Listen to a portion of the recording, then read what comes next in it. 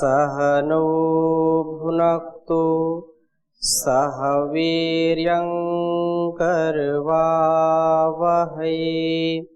तेजस्विनावधीतमस्तु मा विद्विषावहै। ओम शांति शांति शांति। वैदिक जीवन पद्धति की इस कक्षा में आप सबका हार्दिक स्वागत है, अभिनंदन है, वंदन है। अष्टांग योग का यह प्रकरण जिसमें स्वाध्याय का प्रसंग चल रहा है और उस परम पिता परमेश्वर की असीम अनुकंपा से उसके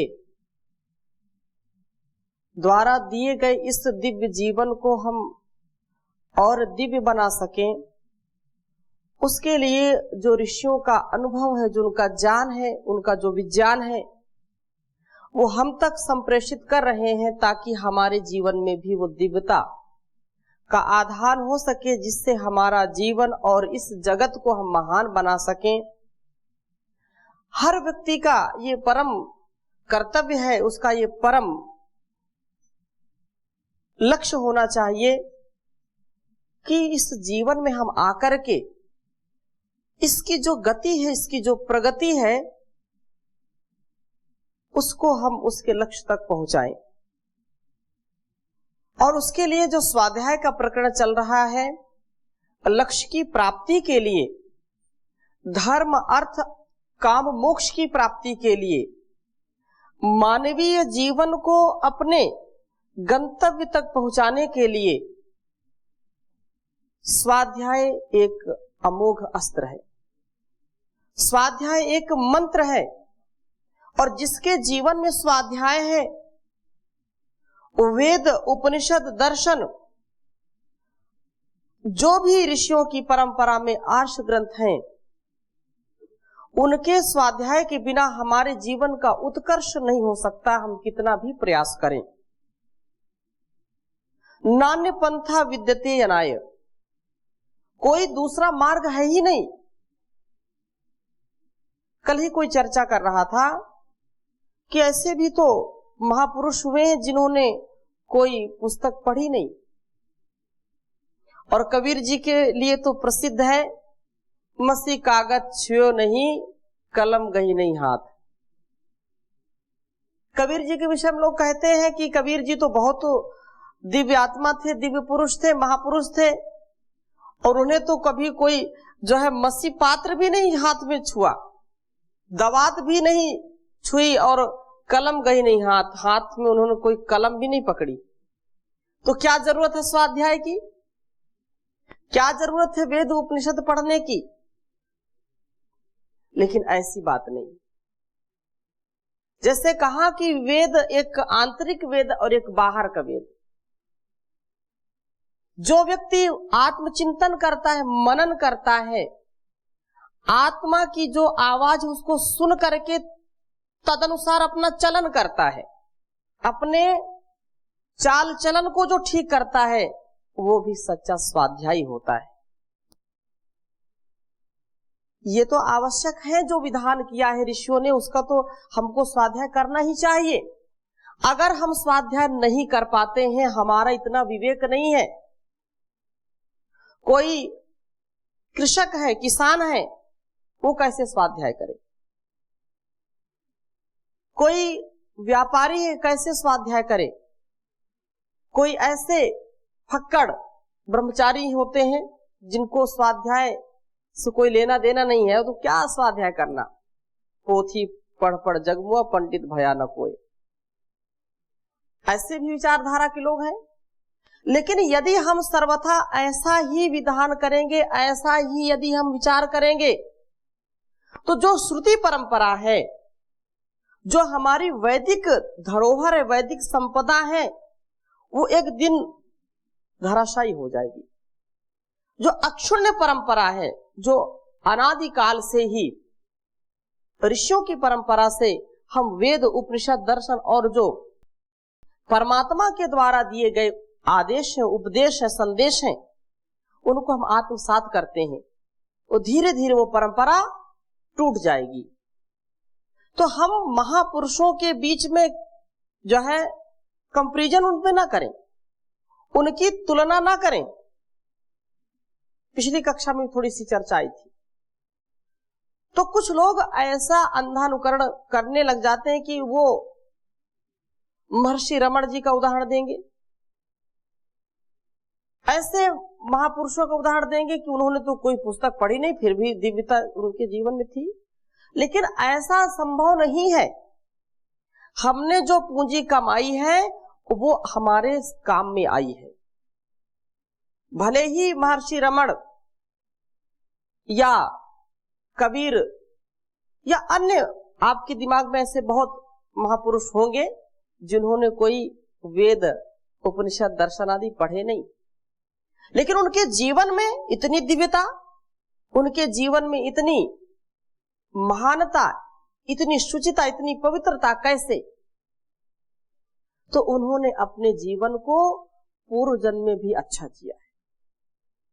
हमारे मन से, हमारी वाणी से, हमारे व्यवहार से जो कुछ भी हम करते हैं वो हमारी सच्ची पूंजी होती है।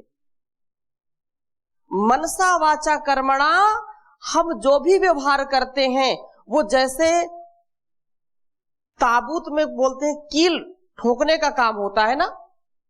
यदि हम बुरा करेंगे तो जरूर वो हमारे लिए ताबूत में कील ठोकने का काम होगा, और यदि हम बंधन से ऊपर उठना चाहते हैं, अपने दुर्गुण, दुर्व्यसन, दुर्व्यवहार से ऊपर उठना चाहते हैं, तो अपने विचारों में इतनी पवित्रता, इतनी शुचिता हो कि लोग देखें तो जीवन हो तो ऐसा, उनके मन में ऐसा भाव आने लगे।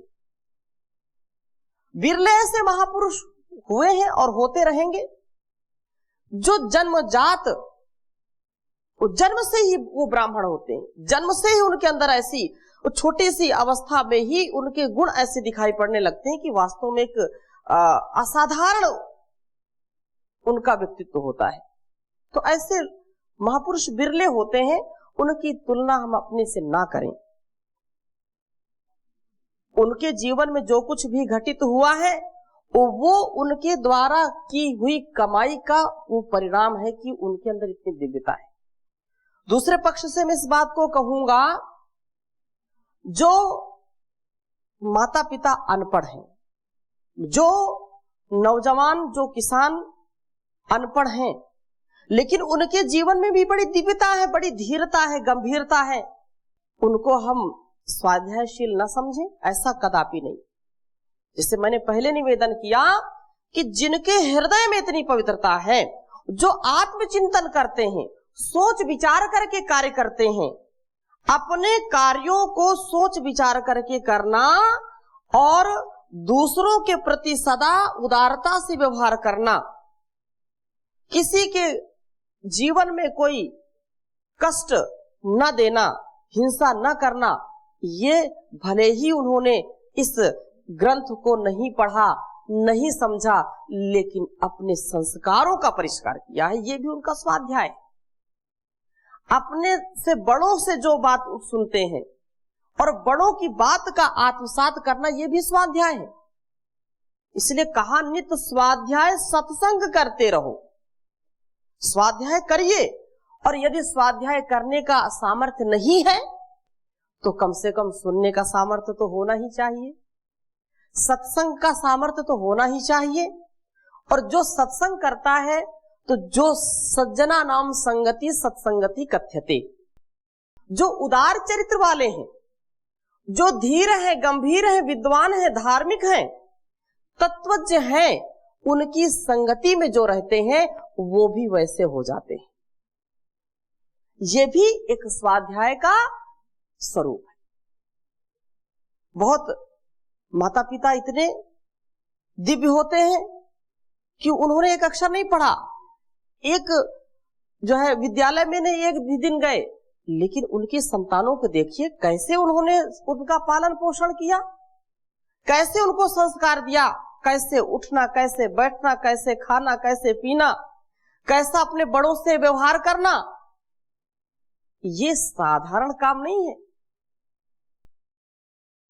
एक और वो होते हैं कि सब प्रकार से परिपूर्ण होते हैं, ऊंची शिक्षा भी पाई होती है,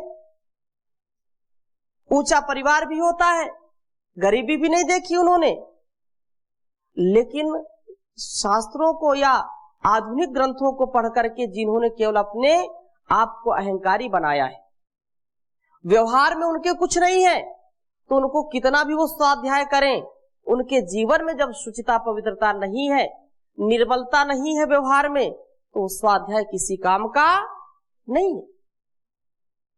स्वाध्याय का तात्पर्य क्या है? स्वाध्याय का तात्पर्य तो यही है कि हम अपने आप की उन्नति करें, इस समाज की उन्नति करें, आत्मोन्नति करें, मोक्ष की प्राप्ति करें, अपने सारे दुर्व्यवहारों से, दुर्गुणों से, दुर्व्यसनों से मुक्त हो जाएं, पवित्रता से युक्त हो जाए, शुचिता से युक्त हो जाए। एक एक वाणी के व्यवहार में शुचिता हो, पवित्रता हो, तो जीवन हमारा श्रेष्ठ बनेगा।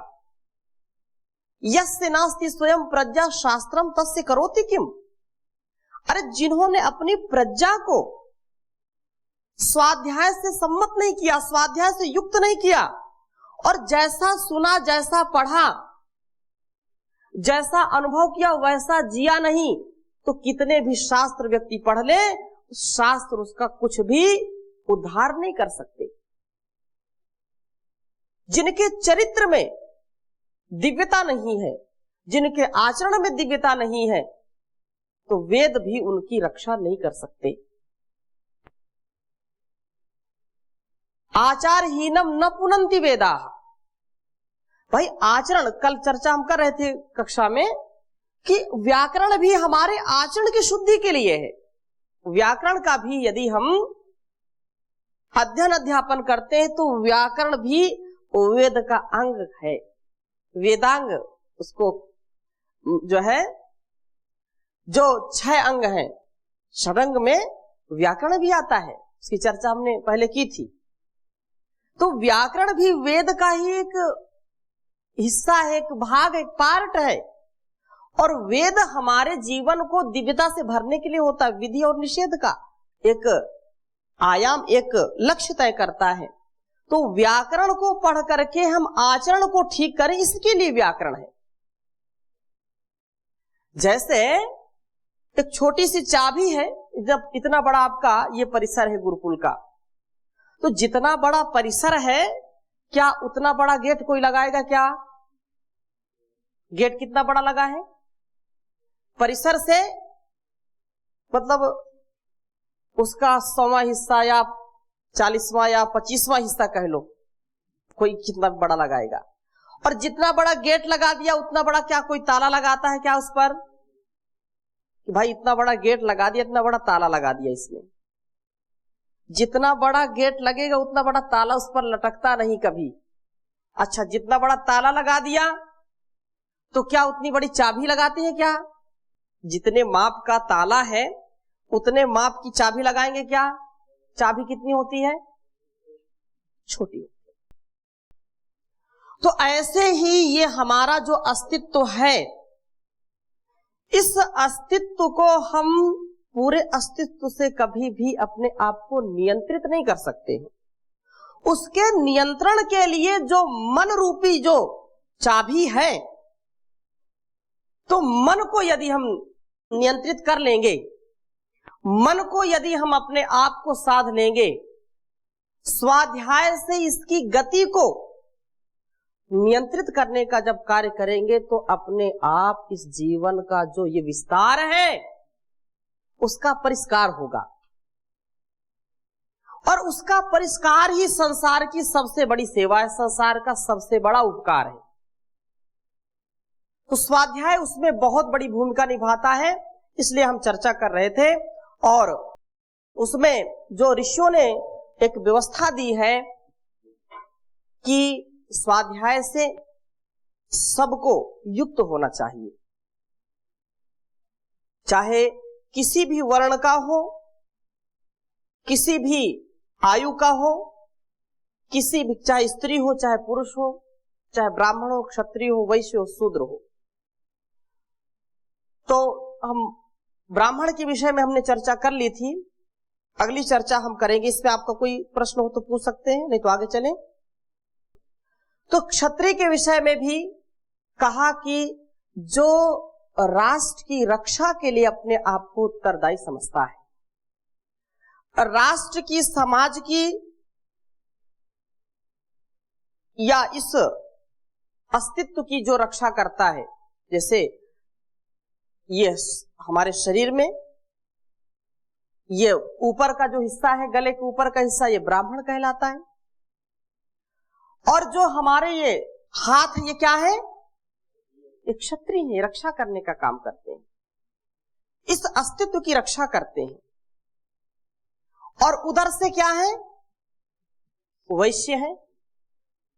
और पैर से क्या है? शूद्र है। लेकिन यदि कोई ये कहे कि नहीं, आज की, क्योंकि कल किरण जी चर्चा कर रहे थे, तो ये समाज का जो कुरूप स्वरूप है, उसमें हम स्वाध्याय जब नहीं करते तो हम इसके स्वरूप को समझ नहीं पाते हैं और अंधेरे में लाठी चलाते रहते हैं। कहीं थोड़ी सी बात किसी ने एक हिस्सा उठा करके कहीं दे दिया तो बस उसी में हम अपने रोटियां सेकते रहते हैं, राजनीति की, समाज को विघटित करने का काम करते रहते हैं। लेकिन व्यवहारिक स्थिति को हम स्वीकार कब करेंगे? जब हम स्वाध्याय करेंगे, जब चीजों को समझेंगे, बारीकियों को समझेंगे और वैज्ञानिक पक्ष को स्वीकार करेंगे, विज्ञान से युक्त, विज्ञान से सम्मत। स्वाध्याय के बिना किसी का हित नहीं हो सकता है। स्वाध्याय पर इतना बल क्यों दिया जा रहा है? क्योंकि जिस चीज को हम जिस समय समझे उस पर हमको पूरा जो है 100% ध्यान देना चाहिए। तो ये सारा अस्तित्व हमारा ब्राह्मण, क्षत्रिय, वैश्य और शूद्र का है। और ऐसी ही परंपरा ऋषियों ने इस समाज को दी है कि जिसका जैसा स्वभाव है उसको वैसे काम में लगाना, उसको वैसे ही अपने धर्म का, अपने स्वकर्तव्य का, अपने स्वकर्म का स्वाभिमान होना चाहिए, उसको वैसे ही मर मिटना चाहिए। उसको कार्यम व साध्यम देहम पातेयम की जो उक्ति है, जो सूक्ति है, उस पर अपने जीवन को जीना चाहिए। ये परंपरा है। तो बिना ब्राह्मण के हम ज्ञान युक्त नहीं हो सकते, बिना मस्तिष्क के, बिना सद्बुद्धि के, बिना वाणी के, बिना आंख नाक कान के इस जीवन को हम भार युक्त ही समझें। पशु से भी नीचे गिर जाएंगे यदि हमारे अंदर ब्राह्मणत्व तो नहीं होगा, हमारे अंदर सद्विचार नहीं होगा, सद्व्यवहार नहीं होगा, तो हम शूद्र हो जाएंगे। शूद्र से नीचे, शूद्र तो चारों वर्णों में गिना गया है, पशु के समान हो जाएंगे। इसलिए वाणी व्यवहार का बहुत बड़ा महत्व होता है। वाणी से व्यक्ति, कल मैंने थोड़ी सी बात कही और ये सत्य है, एक शब्द निकलते ही मुंह से पता चल जाता है आप कितने गहरे पानी में हैं। ये पता चलता है कि आपका ज्ञान कितना परिपक्व है एक शब्द निकलने से। इसलिए ये ब्राह्मण का लक्षण है कि उसका एक एक शब्द बहुत दिव्यता से युक्त होना चाहिए, भव्यता से युक्त होना चाहिए। दूसरी बात क्षत्रिय की है, तो क्षत्रिय का अस्तित्व क्या है? रक्षा से है। और एक क्षत्रिय सोचे कि भाई मैं तो क्षत्रिय हूं, अपनी रक्षा करनी है, ब्राह्मण से क्या लेना देना मुझको। ऐसा कभी हो सकता है? जब ब्राह्मण के ऊपर कोई सिर पर लाठी बजाएगा, आपके सिर पर कोई लाठी मारेगा, तो कौन रक्षा करता है? सबसे पहले क्षत्रिय हाथ उठाता है। कोई तमाचा मारना चाहता, सबसे पहले हाथ कहां आते हैं? ये समाज की स्थिति होनी चाहिए। लेकिन दुर्भाग्य है इस विचार को हमने नहीं समझा है। परम पूज्य स्वामी जी महाराज कभी बताते हैं तो लोग उस पर जो बुरी जो है सोच वाले हैं, संकुचित सोच वाले हैं, वो उसमें अनेक प्रकार से मिर्च मसाला डाल करके उसको परोसते हैं। तो बिना क्षत्रिय के ब्राह्मण का अस्तित्व नहीं हो सकता। अच्छा ये बताइए कहीं कांटा लग जाए तो कांटा कौन निकालता है? हाथ निकालेगा ना, हाथ से उसकी रक्षा होगी। शूद्र है और क्षत्रिय समझे कि नहीं, मैं तो शूद्र को हाथ नहीं लगाऊंगा। कहीं फोड़े फुंसी हो गए पैर में तो कौन उसकी सेवा करता है? क्षत्रिय करता है कि नहीं करता? तो ये व्यवस्था है। अच्छा, जब शूद्र में कोई विकार आ गया तो उसका ज्ञान किसको होता है? ब्राह्मण को। कोई घाव हो गया तो लेप करने का विचार किसके अंदर आता है? लेप कौन करता है? अगर ब्राह्मण चाहे कि नहीं मैं लेप करूं, कर सकता है क्या? नहीं कर सकता ना। ये वैश्य है, और वैश्य जो पेट है ये समझे कि नहीं जो कुछ मिला मैं पेट में ही रखूंगा है? जो भी रसगुल्ला मिले, बर्फी मिले, पेड़ा मिले, पनीर मिले, जो भी अच्छा अच्छा माल मिले मैं इसको पेट में ही रखूं, तो ये क्या ब्राह्मण काम चल सकता है क्या? सारे शरीर को पोषक तत्व पोषण कहां से मिलता है? पेट से मिलता है। खाते तो मुंह से हैं, अगर मुंह में ये समझ लें कि नहीं बस ये बहुत अच्छी चीज है और मुंह में ही रखे रहो, तो क्या ऐसी कोई व्यवस्था परमात्मा ने मुंह में बनाई क्या कि शरीर को, इस मस्तिष्क को पोषण मिले? नहीं बनाया ना। तो ये जो चारों वर्ण हैं ये एक दूसरे से संबंधित हैं। इसमें से एक भी यदि इधर उधर हो गया तो कभी भी इसका कल्याण हो नहीं सकता। ये बहुत बड़ी बात है। अच्छा, जंगल में गए, सर्प आपको दिखाई पड़ा या शेर आ गया, अब पंडित जी सोचे नहीं मुझको नहीं जाना, मैं यहीं पर जो है अभी इसको 2-4 मंत्र सुनाऊंगा, तो इससे बच सकता है क्या वो? तो वहां भागने का काम कौन करता है? पंडित जी करते हैं क्या? सिर के बल कोई भागते हुए दिखाई पड़ा आपको? कौन भागता है? शूद्र रक्षा करता है। इसलिए संसार में इस 4 वर्णों की जो व्यवस्था है, क्योंकि विषय बहुत लंबा हो जाएगा, अभी केवल संक्षिप्त में इसकी चर्चा मैं कर रहा हूं, केवल कभी अवसर आएगा तो और इसकी चर्चा हम करेंगे।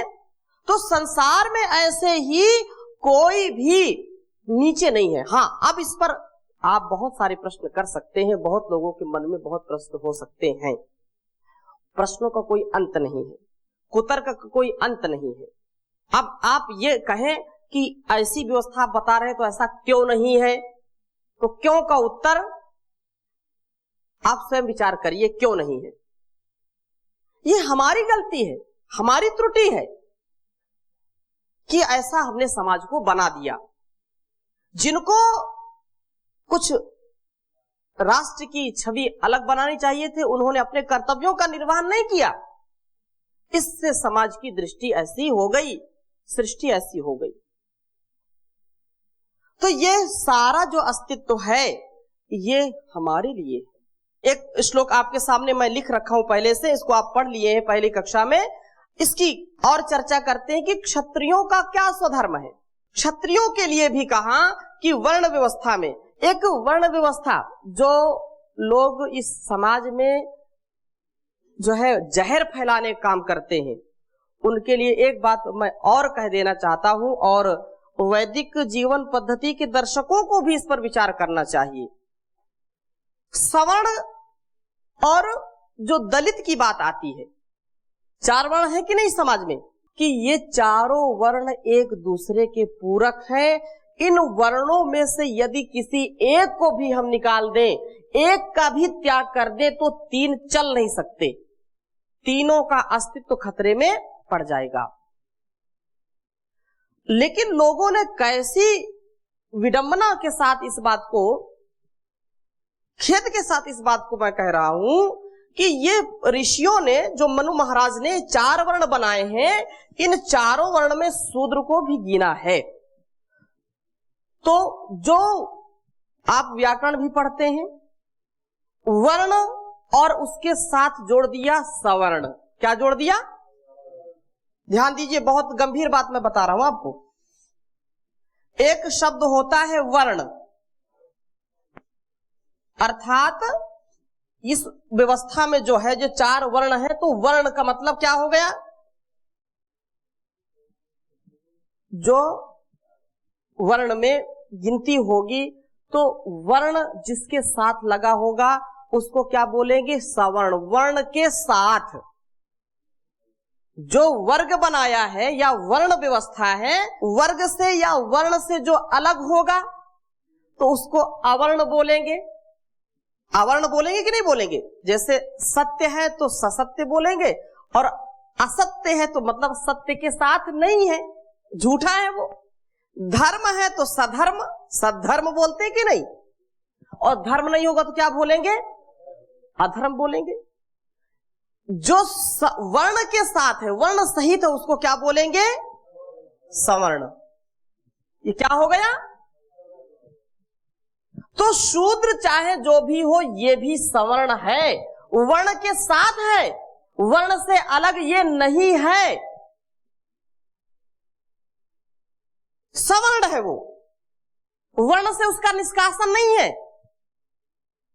गुण कर्म स्वभाव से व्यक्ति अपने वर्णों को प्राप्त होता है, और जो व्यवस्था है वो ब्राह्मण वर्ण का है, क्षत्रिय वर्ण का है, वैश्य वर्ण का है, शूद्र वर्ण का है। तो शूद्र की भी तो इसमें गिनती है, लेकिन ऐसे अल्पमति वाले, अल्प बुद्धि वाले लोगों ने समाज को टुकड़े टुकड़े करने का काम किया है। ये दलित है, ये शूद्र है, ये, और मनु महाराज को जो है दोषी ठहराते हैं। इस पर विचार करना चाहिए। दलित या शूद्र कोई ऐसा नहीं है।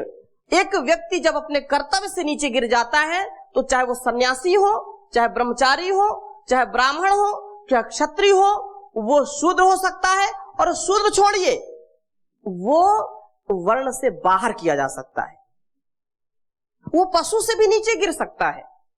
लेकिन जो अपने स्वकर्तव्य का कर्म करता है, अपने स्वधर्म का पालन करता है, वो सवर्ण है। इस बात को हमको हमेशा ध्यान रखना चाहिए। तो आज समय यही हो गया, इस कक्षा को यहीं पर विराम देंगे। शेष चर्चा और हम अगली कक्षा में करेंगे। ओम शांति शांति शांति।